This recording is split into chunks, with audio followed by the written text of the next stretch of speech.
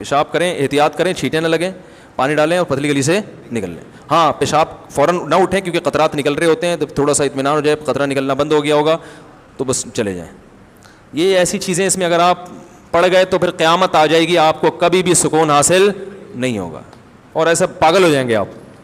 اور پھر یہ والا وہم کے علاوہ ایک اور نیا بھی شروع ہو جائے گا. پھر ایک صاحب نے کہا کہ میں وہ شلوار جب اپنی ناپاک دھوتا ہوں تو میرا ہاتھ گیلا دروازے پہ لگتا ہے, تو پھر وہ دروازہ ناپاک ہو گیا,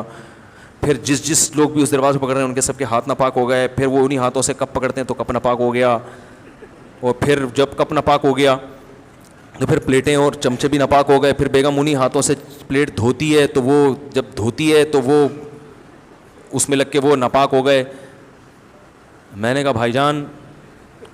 اگر لوگوں کو پتہ چل گیا, میں بھی نفسیاتی ہو گیا کیونکہ ایسی باتیں سننے سے بھی آدمی پاگل ہوتا ہے,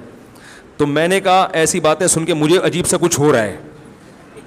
اور اگر مجھے کچھ ہو گیا اور میں ڈاکٹر کے پاس چلا گیا اور لوگوں کو پتہ چل گیا مفتی صاحب نفسیاتی ڈاکٹر کے پاس گئے, میں نے کہا میرا بیان ہو جائے گا, میں بولیں گے تو خود بیچارہ کس کے پاس جا رہا ہے نہیں تو ہمیں کہاں سے. تو میں نے کہا میں اپنے آپ کو اس بیماری سے بچانا چاہتا ہوں, اور میں نے کہا میرے پاس اس کا علاج ہے 2 تھپڑ, جاؤ اللہ کے بندے اپنی شلوار دھو اور پتلی گلی سے نکلو, بس چھوڑو یہ کر کے دیکھ رہا ہے, بس تھوڑا احتیاط سے دھو لو, بس اتنی کافی ہے, زیادہ گہرائی میں نہیں جاؤ ان چیزوں میں. شریعت نے منع کی ہے. حضرت زین العابدین جو حضرت حسین رضی اللہ عنہ کے بیٹے تھے, وہ احتیاط کرتے تھے پیشاب کرتے ہوئے کہ کسی بوتل میں پیشاب کرتے تھے شیشے کے برتن میں تاکہ چھینٹیں نہ پڑیں تقوی کی وجہ سے. خود ہی پھر کچھ دنوں میں انہوں نے یہ عمل چھوڑ دیا. انہوں نے کہا جو مجھ سے بہتر تھے محمد صلی اللہ علیہ وسلم, انہوں نے یہ احتیاط نہیں کیا تو میں کیوں کروں. یہ بس چھینٹوں سے احتیاط جتنی ہو سکے بچنے کی کوشش کریں, سخت جگہ پہ ایسا نہ کریں پیشاب بالکل جو ایک دم سے چھینٹیں ہیں. تو